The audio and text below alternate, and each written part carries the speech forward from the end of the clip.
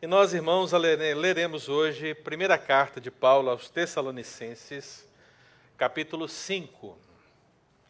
Primeira carta de Paulo aos Tessalonicenses, um dos maiores textos da Escritura, que possui maior número de palavras, é esse que leremos. Primeira carta de Paulo aos Tessalonicenses, capítulo 5, e leremos o versículo 22. Primeira carta de Paulo aos Tessalonicenses, capítulo 5, versículo 22.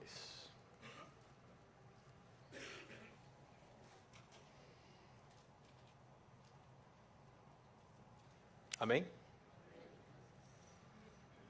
Já está na tela para facilitar para todos, mas mantenha sua Bíblia aberta, meu querido, para que você possa ver o contexto, à medida que a palavra do Senhor é exposta. Diz assim: abstende-vos de toda forma de mal. Todos juntos, vamos lá? Abstende-vos de toda forma de mal. Vamos orar? Feche seus olhos, querido.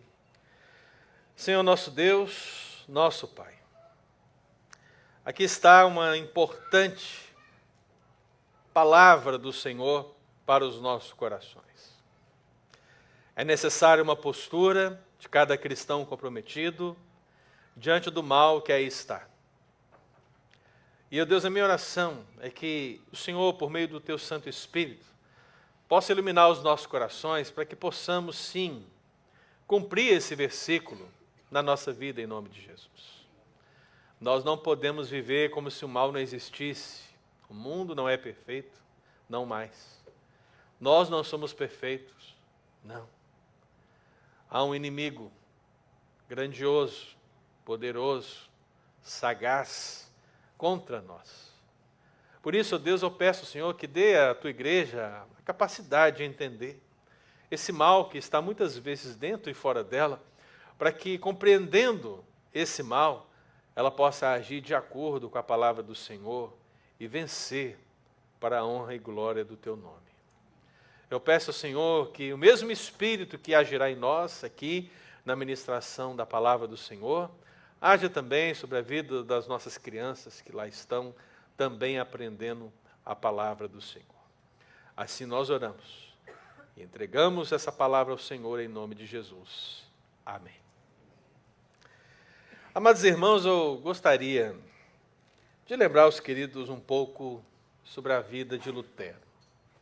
Não é época da Reforma Protestante, mas aí está um nome que nós conhecemos muito bem. Martinho Lutero, o monge católico que iniciou o movimento da Reforma Protestante. Se eu apenas dissesse Lutero, o que viria à sua mente? Talvez alguns dissessem Reforma. Talvez alguns dissessem 95 teses. Aqueles de descendência alemã talvez lembrassem justamente da Alemanha, lembrassem da porta da Catedral de Wittenberg, quem sabe?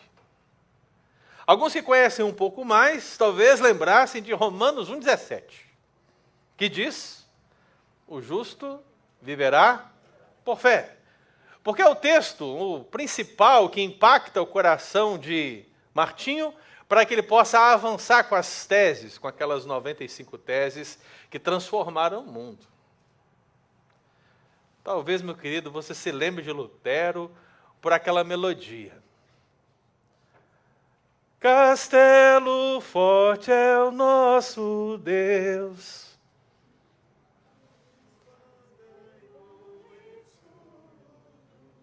Com seu poder defende os seus. Tem gente que lembra do hino 155, não é verdade? Castelo Forte, que hino maravilhoso, não é verdade? Talvez o que ninguém saiba, talvez ninguém saiba que Lutero, ele escreve esse hino a partir do Salmo 46, mas pensando nas suas adversidades, pensando nas suas batalhas contra o mal, que estava diante dos seus olhos e e que não estava diante dos seus olhos. O mal que estava diante dele e o mal que estava dentro dele. Lutero viveu situações terríveis nesse entorno quando ele compôs essa canção, porque, via de regra, irmãos, a gente pode pensar que uma canção tão bela como essa deve ter sido escrita assim, numa contemplação na praia, de repente, com uma água de coco ao lado. Não. As canções mais preciosas, meu irmão, são escritas justamente nos momentos mais críticos da vida. Deus, ele realmente trouxe, agraciou Lutero com essa canção nesse momento.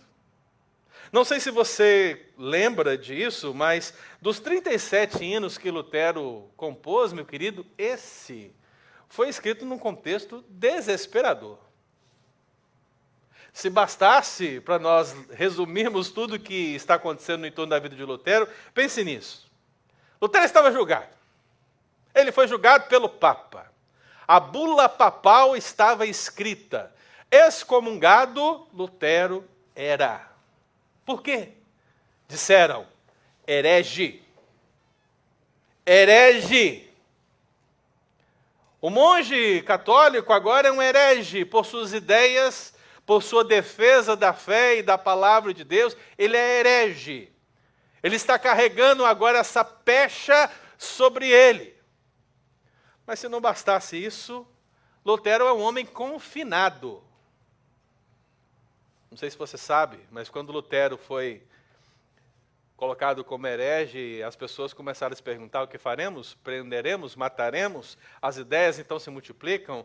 A morte era sem dúvida o destino de Lutero, se nós não sabêssemos que Deus é que controla as nossas vidas, não é verdade? Então Deus, meu querido, manda alguém que sequestra Lutero. Sequestra, o preserva, o coloca no castelo de Wartburgo e ali ele fica por muito tempo confinado para não morrer. Eu sei que é para sua preservação. Mas imagine ficar num castelo sem que ninguém saiba que você lá está, sem internet, sem celular. Imagine, né? Talvez muitos ficariam loucos com essa situação. Mas lá estava Lutero, confinado. Então ele é um herege, agora ele é um confinado, tem mais alguma coisa? Sim. No contexto da Europa, há 200 anos, os europeus estão lutando contra a peste negra. E os seus resquícios estão alcançando o entorno de Lutero. Já está no final, mas ainda há, a peste negra ainda está acontecendo em alguns lugares, e muitas pessoas estão morrendo nesse entorno. E se não bastasse, meu querido, ver essa peste no seu entorno social, Lutero também vê o luto, quando ele perde a sua filha, Elizabeth, morta. Um homem enlutado, um homem ameaçado, um homem confinado, um homem julgado, um homem excomungado. E o que ele escreve? Ele escreve: castelo forte é o nosso Deus, espada e bom escudo. Com o seu poder defende os seus de todo transe agudo. Não parece totalmente paradoxal essa realidade, irmão? Como pode um homem estar vivendo todas essas circunstâncias e dizer isso? Lutero, meu irmão, está diante do mal. De todos os níveis, em todos os momentos. E é por isso que uma das estrofes desse hino diz: se nos quisessem devorar, demônios não contados, não nos iriam derrotar, nem ver-nos assustados. O príncipe do mal, com o seu plano infernal, já condenado está, vencido cairá por uma só palavra. Que confiança, na verdade. A grande pergunta que me leva essa história ao coração, e também a partir do texto que nós lemos, é se nós sabemos reconhecer esse mal que está diante de nós, e se nós conseguimos tomar as atitudes necessárias em relação a esse mal. O que você faria se você fosse chamado de herege? O que você faria se você fosse confinado? O que você faria, meu querido, se você estivesse vivendo uma peste negra, ameaçado por ela, ameaçado por doenças, pandemias, onde estaria a sua fé? E por final, qual é a sua atitude se você perde um ente querido, como um filho, uma filha, um marido, a esposa, o avô, a avó? Aonde estará a sua fé? São em momentos críticos como esse, meu irmão, que nós verdadeiramente veremos os cristãos comprometidos com Deus, porque eles não se abalam, eles não se deixam esmorecer, a sua fé se torna mais firme e resoluta. Eles podem chorar? Evidentemente. Eles podem olhar para Deus e dizer, eu não entendo? Claramente. Mas no fundo, o coração, movido pelo Espírito Santo de Deus, sabe que Deus está no controle de todas as coisas. E até mesmo o mal que Ele permite é para o nosso bem, no final. Essa é a perspectiva que todo crente comprometido deveria ter. Toda a igreja santa deveria se manifestar. E não é à toa que o apóstolo Paulo está dizendo justamente isso para a igreja de Tessalônica. E eu sei, meu irmão, talvez você traga ao seu coração essa realidade e diga que a igreja de Tessalônica é uma igreja perfeita. Porque ele fala que a igreja de Tessalônica é modelo para todos os crentes da Macedônia e da Acaia. Nenhuma igreja é como essa igreja. Ela é operosa na fé, é abnegada no amor. Uma esperança resoluta. É uma igreja que apoiou o apóstolo Paulo financeiramente em vários momentos. Mas é uma igreja que também tem que lutar contra o mal. Afinal, não é uma igreja perfeita. Olha para o irmão que está ao seu lado aí. Dá uma olhadinha, pode olhar, dá uma olhadinha para ele. Não vou pedir para você cumprimentar e dar graça e a paz, não, viu? Dá uma olhadinha para ele. É bonito, né? Ele pode ser lindo, maravilhoso, excelso, mas é o seguinte, ele é pecador, meu querido. Assim como você, ele é pecador. Não tem ninguém perfeito aqui, meu irmão. Se tiver, vamos promover para o céu rapidamente. Mas não tem. Essa situação da imperfeição que permanece em nós e permanece na igreja, nos leva a entender, meu irmão, que o mal deve ser combatido, inclusive dentro dela. O mal não é algo que está somente lá de fora. Não, meu irmão. O mal não está no filme de terror, essencialmente. O mal está em qualquer lugar, meu querido. Cabe a você identificá-lo e vencê-lo. É uma sabedoria que só Deus pode dar. Lutero teve penosas lutas contra o mal. Uma vez ele disse, meu querido, que o diabo era real e poderoso. Claro que é. Mas ele disse que nessas lutas que ele passava, nessas dificuldades que ele enfrentava, a coisa era tão terrível que ele disse, o diabo tem o tamanho do mundo, a largura do mundo, e se estende desde o céu até o inferno. Por que ele disse isso? Porque o diabo é onisciente? Não. É o sentimento de alguém que, meu irmão, está sendo perseguido por todos os lados. É como se ele olhasse para a direita e não visse esperança, olhasse para a esquerda, olhasse e não visse esperança, olha para frente e não vê esperança, olha para trás e não vê esperança, mas vê diabo, diabo, diabo, diabo. Quer dizer que o mundo é só diabo? Não. Significa que o mundo inteiro jaz no maligno. E ele é a voz da palavra, a luz da palavra que está tentando ecoar em meio às trevas. Mas a oposição é séria. E Lutero, meu irmão, diz que certa vez o diabo perturbava tanto, mas perturbava tanto, que como ele ouviu a própria voz de Satanás dizendo, o que acontecerá, Lutero? Veja, o que acontecerá se o seu ensino, com a qual você expôs o Papa, se esse ensino a qual você expôs o Papa, a missa, os monges for falso? Eu me lembro de Satanás uma vez dizer assim, o que foi que Deus disse? Não comerás dessa árvore, de todas as outras comereis. Não é bem assim, disse Satanás. Para Lutero é isso. O que acontecerá, Lutero, se aquilo que você está acreditando não for verdade? O que acontecerá, Lutero, se essas 95 teses que você afixou na porta da Catedral de Wittenberg não forem a representação fiel do ensino de Deus? Dúvidas no coração do homem em relação à vontade de Deus. Sempre é assim, é o mesmo caminho sempre. Certa vez, meu querido, Lutero sofreu tantas investidas, ataques de Satanás, que ele literalmente suou em bicas. Suou muito diante daquele ataque. E ele orava dizendo: vá falar com o meu Deus, que nos ordenou que escutássemos Cristo. Cristo tem de fazer tudo.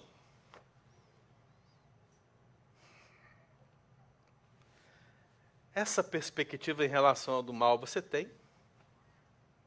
Ou você é amigo do mal? Ou você anda de mãos dadas com o mal, sem perceber?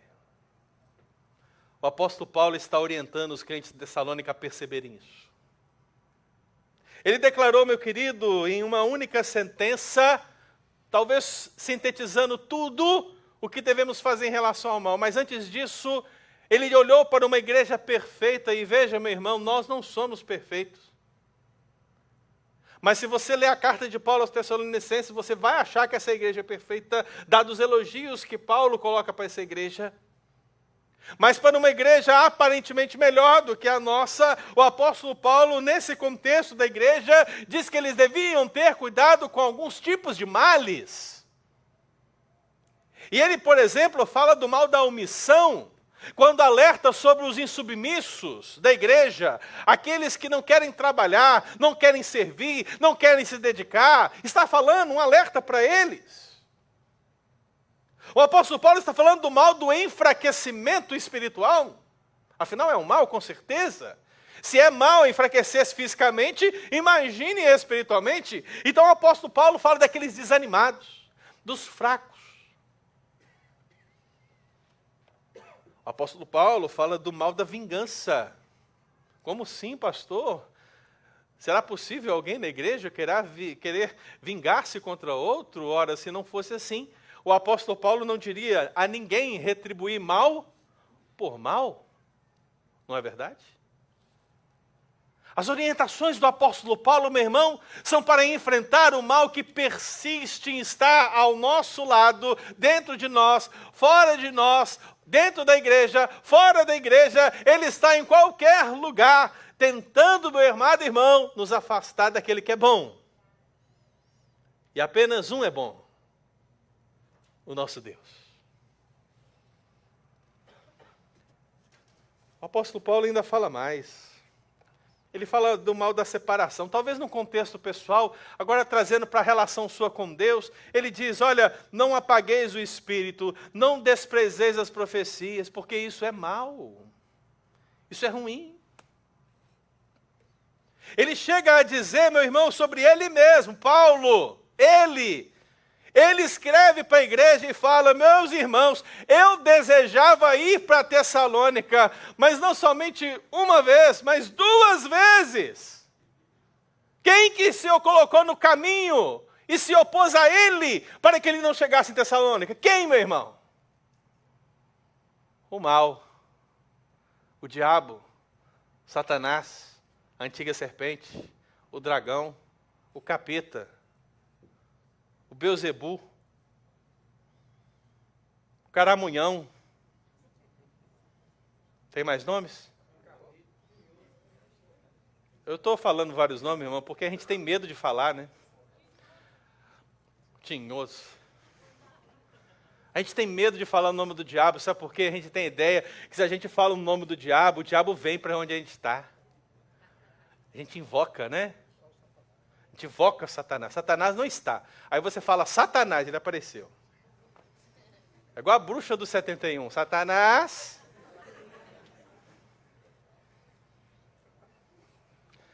Crentes que pensam isso não entenderam ainda quem é o seu inimigo, irmão. Crentes assim acham que o diabo não está aqui agora.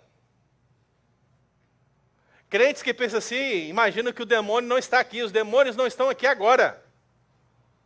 Ora, se eu fosse um demônio, o lugar onde eu estaria era justamente aqui. Porque é aqui que me importa roubar, matar e destruir. Porque lá, no mundo, já está ganho. Agora aqui não. Aqui existe um terreno fértil, onde a semente é mandada, lançada, e eu vou fazer essa semente não germinar, disse o diabo. Então não vem com essa de ter medo do diabo, falar o nome do diabo, entendeu, irmão? Pelo amor de Deus. Eu me lembrei até agora um nome que um familiar meu costumava falar, né? Quando ia xingar o nome do diabo, falava desgraça pelada. Desgraça não é palavrão, né, irmão? É uma desgraça. Mas eu nunca entendi o pelada. Deve ser feio, né? Deve ser feio. Mas as pessoas têm essas ideias. Se falar um nome, chama. Não, já está aí, meu irmão. É o que Lutero viveu, é o que Paulo viveu, é o que a igreja de Tessalônica viveu, e não é isso que você vai viver, meu irmão? É claro que é. Então, meus amados, hoje, nessa manhã, nós somos desafiados, de acordo com esse texto bíblico, a nos abster de toda forma de mal. E nesse versículo, meu querido, onde o apóstolo Paulo sintetiza basicamente tudo, ele coloca duas atitudes que eu e você precisamos ter frente ao mal, que aí está. E a primeira delas está nessa expressão, toda forma de mal. Repita comigo, meu irmão, toda forma de mal. O cristão comprometido, meu irmão, é aquele que reconhece toda espécie de mal, toda aparência de mal. A palavra que aqui aparece, meu irmão, para forma, ela designa a percepção do sentido. Significa que o cristão é aquele que tem a percepção aumentada. Ele consegue perceber que o mal está em uma determinada circunstância, em outra circunstância. Ele sabe que o mal é espiritual, que o mal é interno, do pecado, da carne. Ele sabe que o mal é dele, ele sabe que o mal está fora dele. Ele consegue discernir todos os tipos de mal. Ele não é uma pessoa que diz assim, tudo é do diabo. Não. E ele também não diz, olha, tudo é a carne. Não. Ele sabe reconhecer exatamente esses males para enfrentar esses males corretamente. Por isso que o apóstolo Paulo escolheu essa palavra forma. Porque ele quer que você entenda, meu irmão, que o mal tem muitas aparências, muitas facetas, muitas máscaras. E você, cristão, tem que entendê-las. Então, nesse primeiro momento, meu irmão, você precisa reconhecer que o diabo é a própria personificação do mal. Lembra, né? O tinhoso. Ele é a personificação do mal. Como personificação do mal, meu irmão, significa que ele é o próprio mal em pessoa, em ser. Dele se exala o mal? Sim, no princípio não era assim, mas a partir do momento que ele caiu e aqueles que caíram com ele viraram seus demônios, o mal persiste para sempre. E ele está aí. A palavra do Senhor, meu irmão, diz que nós devemos ser sóbrios e vigilantes. Por quê? Por que devemos ser sóbrios e vigilantes? Porque o diabo, vosso adversário, anda ao vosso derredor, como um leão que ruge, procurando alguém para devorar. O texto está dizendo, meu irmão, o diabo está aí. Ele está ao seu derredor. É uma realidade. Não se engane, não pense que o diabo está lá no inferno, está no Hades, está no quinto inferno, não sei, ele está do seu lado. Procurando uma brecha, uma falha, para te destruir, meu querido. Eu sei que um dos textos sobre o diabo que é mais utilizado é justamente aquele do capítulo 10 de João, quando ele diz, o ladrão vem apenas somente para roubar, matar e destruir. E é claro, os teólogos estão certos, o próprio contexto está correto, ao afirmar que essa missão não é o diabo, são os fariseus. São os mestres da lei. Jesus está dizendo que eles vieram para roubar, matar e destruir. Enquanto ele veio para dar vida e vida em abundância. Correto. Mas uma coisa é certa, irmão. É natural que os filhos tenham o caráter do seu pai.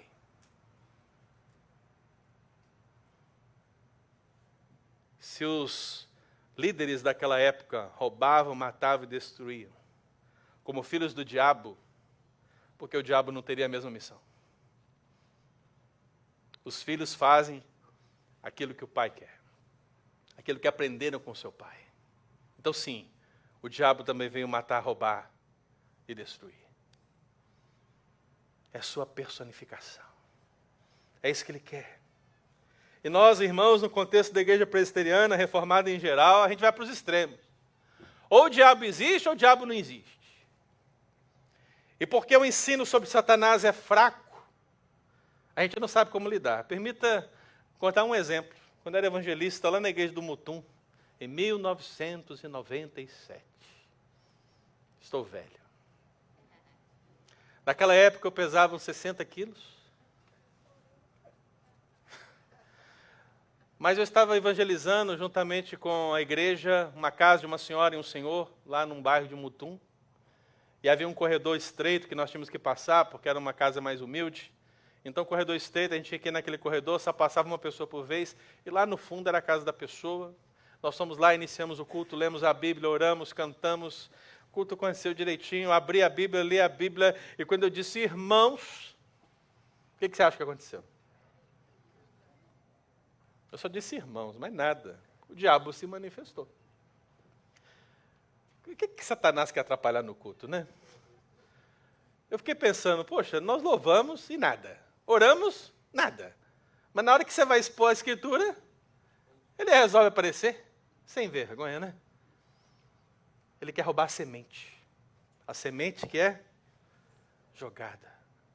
Então eu, naquela época, não era muito conhecedor ainda, né? Eu olhei para aquele senhor e falei assim, olha, essa mulher tem algum problema de saúde? Aí ele falou, não. Tá, mas ela toma algum remédio? Ele, não. O senhor sabe por que ela está assim? Isso tudo acontecendo, viu, irmão?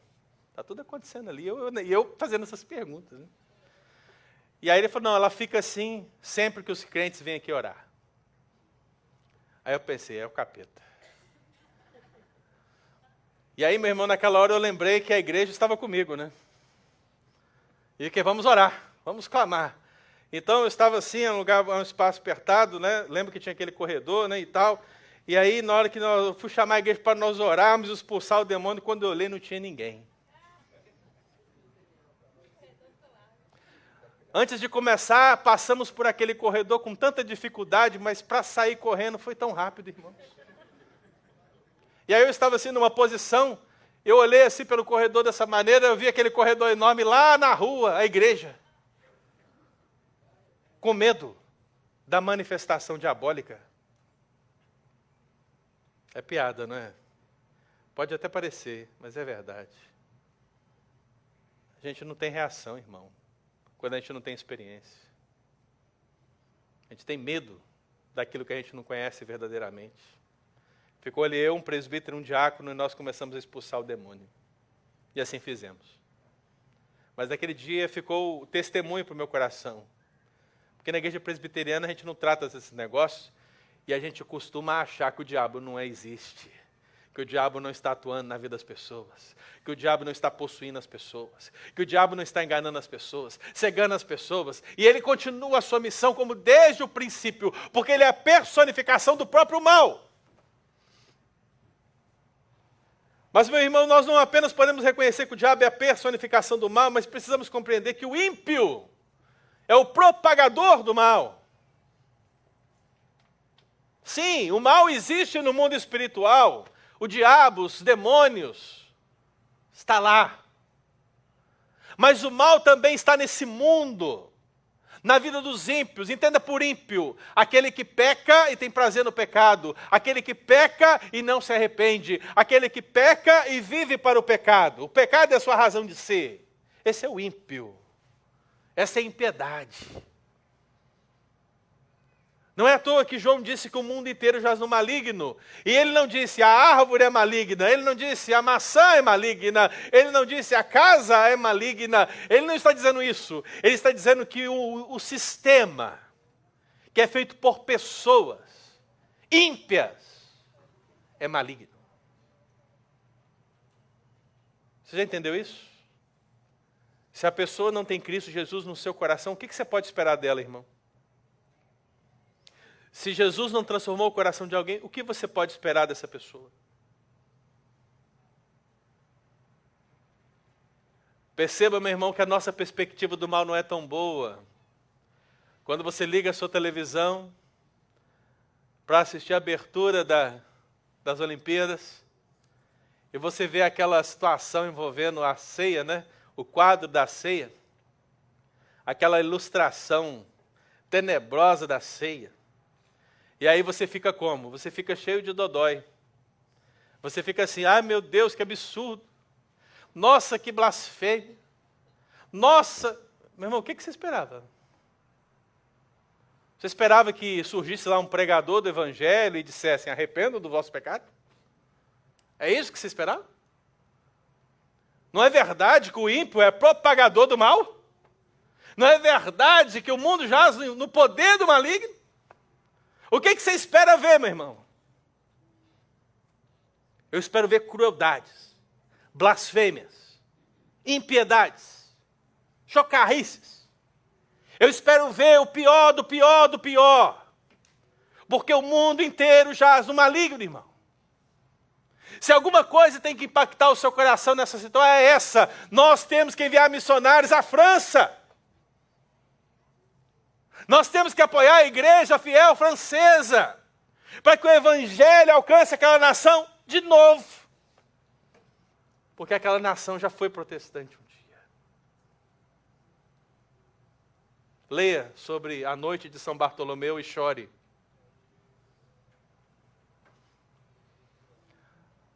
Mas nós achamos e esperamos do ímpio o quê?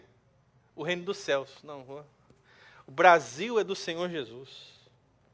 A América é do Senhor Jesus. Claro que é, tudo é de Deus, irmão. Mas você acha realmente que o Evangelho vai alcançar esse mundo de maneira que as nações se converterão ao Senhor e teremos um mundo cristão?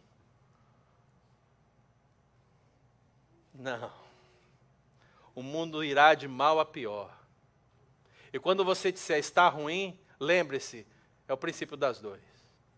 E quando você perceber que está insuportável, lembre-se, ainda não veio o anticristo e o falso profeta.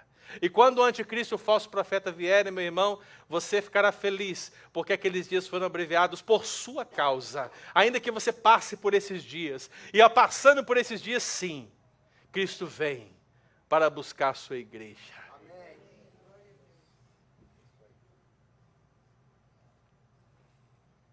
Então espere do mal, o mal. Espere do mundo, o mal. Espere do ímpio, a impiedade. Eu sei, meu irmão, que muitos de nós devem ter acessado a notícia nesse mês, último mês, que um pastor assembleano traiu sua esposa com um presbítero, lá no Rio Branco, numa igreja de Assembleia de Deus. Você escutou a notícia? Um pastor traiu a esposa com um presbítero. Isso não dá para esperar, né? Afinal, é um pastor e um presbítero. Eu posso esperar do ímpio e piedade, mas de um pastor e um presbítero traz para nós o quê? Choque. Eu sei que é terrível, mas eu tenho um choque pior para te dar. Aparentemente, a esposa desse pastor perdoou esse pastor.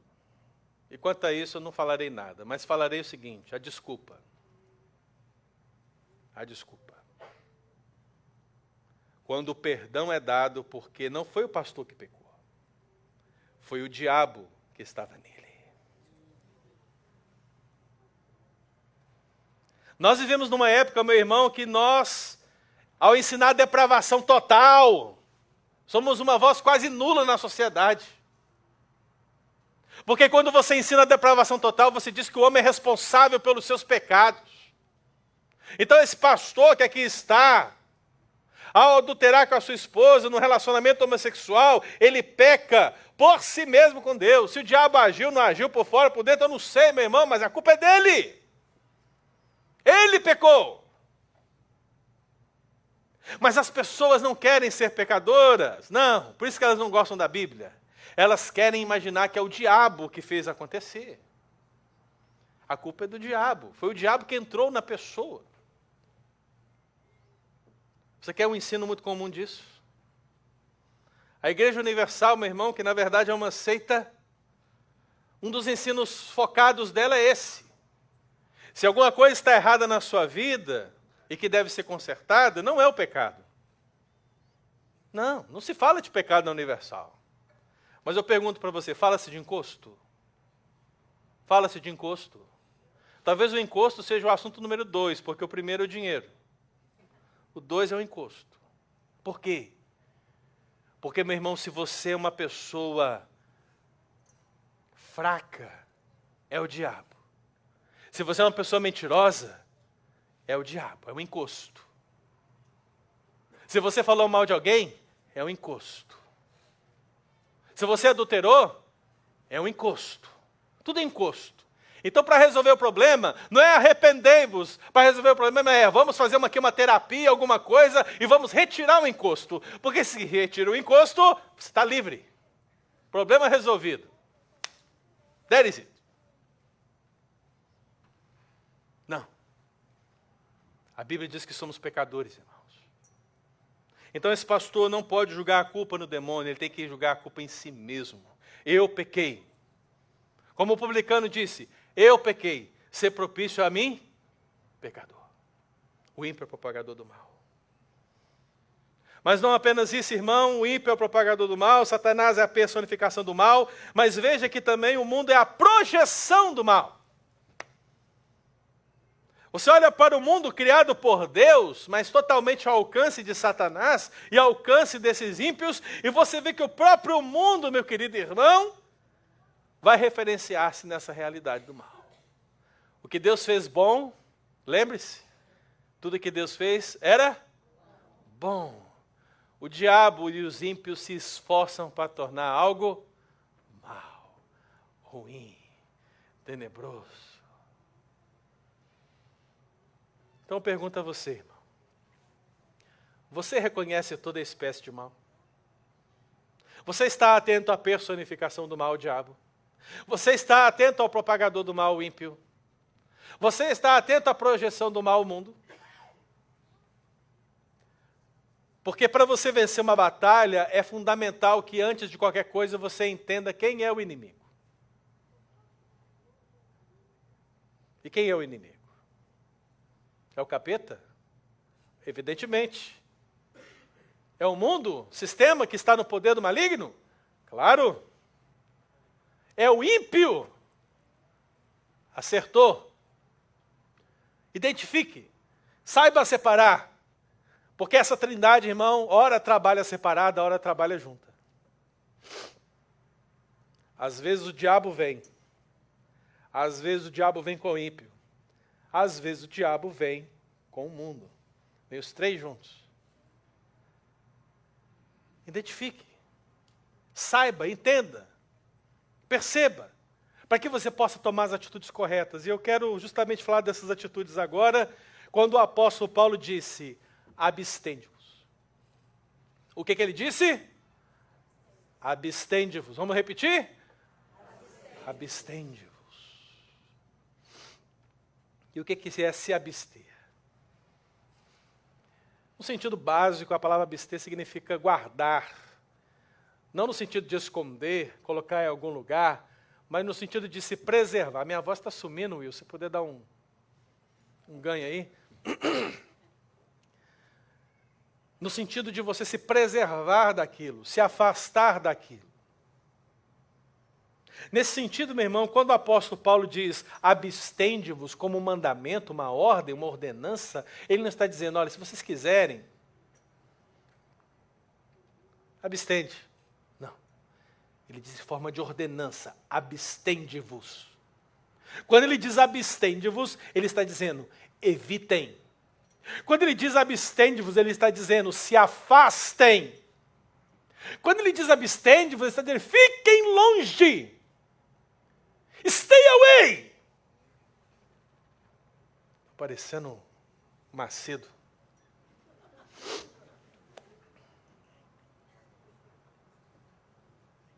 Poderia dizer que é o diabo? Poderia dizer que é o ímpio? O mundo?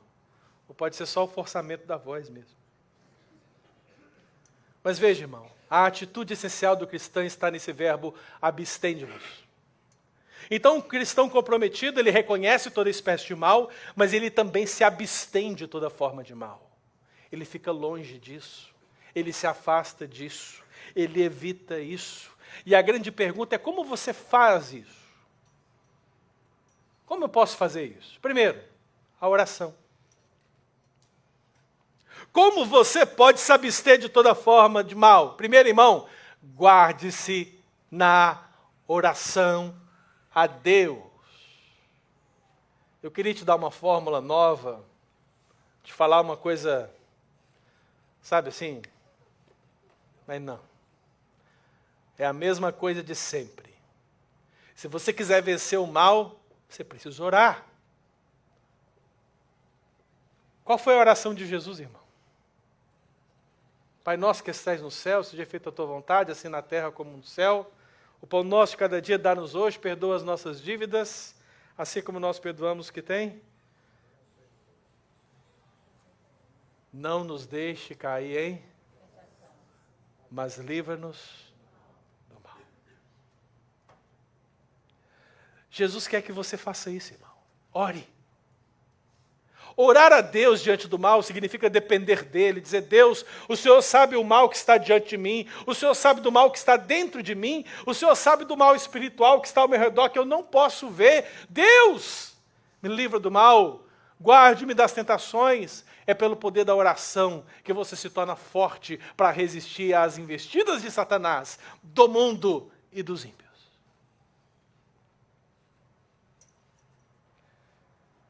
Eu me lembro de Jesus orando por nós, irmão. Lá em João 17. E o que ele disse? Ele disse aquilo que muitos que gostariam de falar, porque diriam para mim, talvez: pastor, mas o senhor está dizendo que esse mundo jaz no maligno, então por que Deus não nos tira daqui? É muito fácil, não é verdade? Eu estava vendo ontem os comentários na postagem do Augusto Nicodemos, lá na rede social. Gente, vai falar de sexo, o negócio explode, né? A coisa mais trivial foi falada pelo reverendo Augusto Nicodemos: não pode ter sexo antes do casamento. Coisa mais simples do mundo. Gerou toda uma discussão, pessoas com ideias tolas, filosofias ridículas. E tentando entender: olha, por que Deus deu desejo, então, se não é para casar? Meu Deus. Tentando justificar, no fundo, o seu próprio pecado, com certeza. Mas a grande verdade é o seguinte, irmão: Deus não quer tirar a gente do mundo. O mundo é maligno? Está no poder do maligno? Sim. Mas nós temos uma missão aqui. Nós temos uma missão a cumprir. Então Jesus orou: não os peço que os tires do mundo, mas sim que os livre do mal. Então, meu irmão, não vai ter alívio não. Se você falar para Deus: Deus, olha, remove todo o mal da minha vida, não vai ter alívio não. Deus vai te livrar, sim. É na dependência, é na oração que Deus vai trabalhando. Mas você precisa enfrentar o mal todos os dias, até aquele dia quando já não haverá mais o mal. E como você faz isso? Pela oração. Segundo, guarde-se em oração a Deus, mas também guarde-se com a armadura de Deus. Repita-se comigo: guarde-se com a armadura de Deus. Não é do Pégaso, nem do dragão. Ninguém entendeu a referência. Você está entendendo? Com a armadura, gente? De Deus. Tem alguém que entendeu atrasado aí. Gente, de Deus. Aí você vai me dizer que você veste a armadura de Deus para quê? Para encarar? Vem, Satanás, que eu estou fervendo aqui, ó. Só no tchaco aqui, ó. No tchaco de Deus, na espada do Espírito. Vem. É assim? Não. Você conhece o diabo, meu irmão. Você não age assim. Eu me lembro de um pastor, certa vez, num culto na congregação de Centenário, lá no Mutum, na roça, 8 horas da noite. Estávamos lá, e o pastor foi pregar, e ele queria que os irmãos vencessem o diabo numa igreja presbiteriana, irmãos. Meu Deus. Ele disse, irmãos, vamos vencer Satanás aqui agora. Não é para você fazer isso não, por favor, tá? Estou repetindo. E ele disse assim, todo mundo agora batendo os pés, pisando no diabo. E a igreja começou a bater o pé na igreja lá, todo mundo assim, ó, sentado, batendo o pé. Pisa, pisa, pisa no inimigo. O pessoal do Voices aí sabe o que eu estou falando. Pisa e lá, os crentes balançando. Eu olhei aquele negócio, eu era recém-convertido, mas eu olhei aquele negócio e pensei, isso está certo não. Isso não está certo não. Eu era recém-convertido e percebi isso. E tinha crente velho, fazendo isso, batendo pezinho na igreja, achando que isso derrota Satanás. Não. Tem aquela frase famosa também, né? Está amarrado. Até uma piada que o pessoal conta aí, que a pessoa foi expulsar o Satanás, né? 2 crentes foram expulsar, então um disse assim, está amarrado. E aí o outro falou, sai em nome de Jesus, o outro está amarrado. Sai em nome de Jesus. Aí o diabo falou, decida aí, é para sair ou está amarrado? Porque estava contraditório, né? Ele não sabia o que fazer. Essas são as posturas para vencer o mal? É isso, irmão? Basta você declarar a vitória, pisar no diabo, dizer amarra, sai, é isso? Não. É oração, com jejum. É vestir-se da armadura de Deus. E não é uma parte da armadura, não. É toda a armadura. E quando você vestir toda a armadura, lembre-se, a sua armadura ela existe não é para atacar, para se defender, para resistir. Se você nunca leu o texto da palavra de Deus, diz, revesti-vos de toda a armadura de Deus, para poderes ficar firmes. Firmes. A armadura existe para você ficar firme, irmão. A armadura não existe para ataque. A armadura existe para defesa. E olha, nesse caso, o melhor ataque é a defesa. Então eu pergunto para você, você está se vestindo de toda a armadura de Deus? Leia Efésios capítulo 6, para que você conheça essa armadura, que você precisa tomar para si, para que você possa vencer o mal. Então guarde-se pela oração, guarde-se com a armadura de Deus, relembrando Martinho Lutero, entendendo que castelo forte é o nosso Deus, guarde-se nesse castelo, resistindo e sujeitando-se. Por que digo resistindo? Porque Tiago escreve, ele declara, sujeitai-vos, portanto, a Deus, mas resisti ao diabo. Ele está dizendo o seguinte, vocês, crentes, devem se subordinar, devem se render ao Senhor, mas em relação ao diabo, se oponham. Se coloquem como uma barreira intransponível. E eu vejo isso claramente, sabe por quê, irmão? Quando nós somos um castelo forte, uma igreja forte, com a armadura de Deus vestida, trajada, as portas do inferno não prevalecerão contra a igreja. Mas se não fizermos isso, Satanás obterá muitas vitórias sobre o povo de Deus. Nós sabemos que ele não tem a vitória final, mas que ele pode ter vitórias sobre a igreja, ele pode. Então não nos deixemos derrotar, irmãos. Vamos resistir ao diabo sujeitando-se a Deus em nome de Jesus. Então essa é a relação que nós temos com o mal. Nós reconhecemos toda forma de mal e nós abstemos de toda forma de mal. Amém? Agora eu quero fechar trazendo um pensamento espiritualizado que muitos de nós temos. Eu sei que à medida que eu falava, talvez ao seu coração ocorreu promessas bíblicas como o Senhor te guardará de todo mal, guardará a tua entrada e a tua saída. Amém? Amém, irmão? Amém. Eu ouvi um amém? Amém? Amém. Graças a Deus. É verdade. É bíblico, está lá. O Senhor te guardará de todo, mas tem um melhor.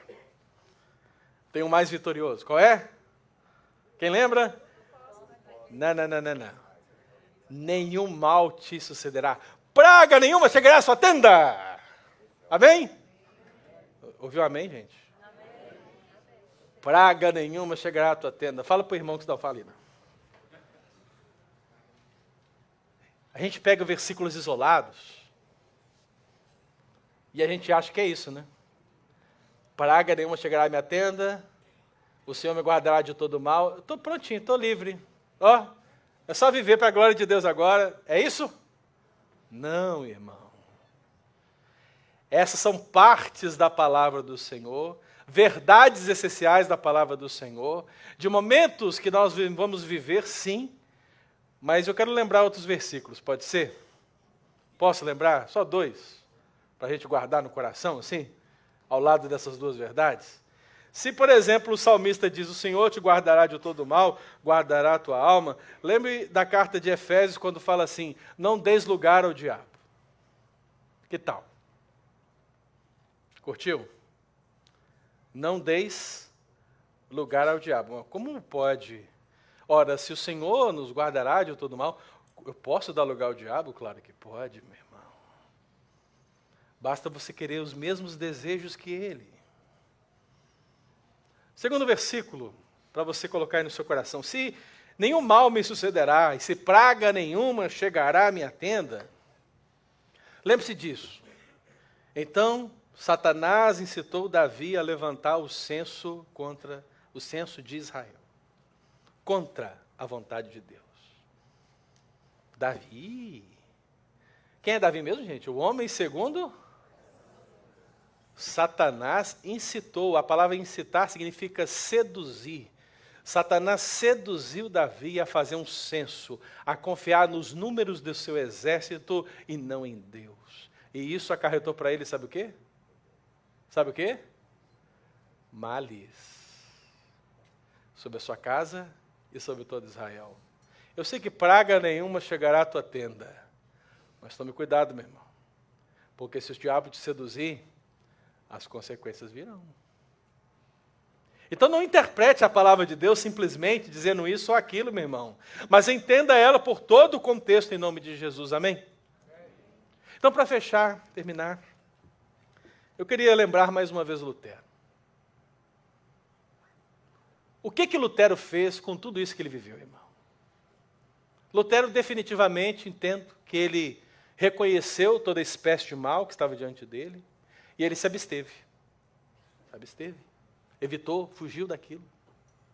Sabe por quê? Lembre comigo. O que Lutero era? Ele foi julgado e excomungado. Ele era o quê? É um herege. Sabe o que Lutero fez em resposta a isso? Escreveu e escreveu contra as heresias. Aproveitou o seu tempo para alertar sobre as verdadeiras heresias. Nós falamos que Lutero estava confinado, lembra? Foi sequestrado, ficou confinado no castelo de Wartburgo, sem internet. Terrível, né? Quando eu falo sem internet, o coração chega a doer, não é? Sabe o que ele fez? Você acha que ele ficou lá olhando para o teto e, meu Deus, o que será de mim agora? Você acha que foi isso? Não. Lutero traduziu todo o Novo Testamento para o alemão. Aproveitou esse tempo de confinamento para fazer uma das obras mais importantes da língua alemã até hoje. A tradução da Bíblia para o alemão. Nós falamos que Lutero estava ameaçado naquele tempo, lembra? E o que ele fez? As pessoas diziam, negue, e ele dizia, a minha consciência está cativa à Escritura. Percebe, irmão? Percebe qual é a posição frente ao mal do seu tempo? Por fim, meu querido, lembra que Lutero estava enlutado pela perda da sua filha? Elizabeth, o que um homem de Deus enlutado, que perde a sua filha, herege, confinado, ameaçado, poderia fazer diante de tantos males assim, fora o Satanás que ficava ao seu encalço? O que ele podia fazer? Eu vou te dizer. Lutero pregava 1, 2, 3, às vezes 4 vezes por dia, pregando a palavra de Deus em toda a região. Imagine, irmão. Eu estou aqui pregando, é a minha primeira pregação na semana. Talvez pregue amanhã. É 2 mensagens. E você? Quantas pregações você já fez essa semana? Quantas vezes você compartilhou a palavra de Deus com alguém? Lutero fazia isso 4 vezes por dia. Então essa é a postura do cristão frente ao mal, irmão. Então eu pergunto a você, você conhece o hino de Lutero?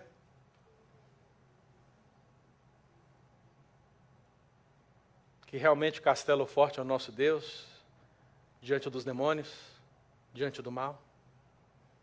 Se for assim, meu irmão, eu convido você a cantar conosco essa canção. Vai ser possível? É possível, né? É possível.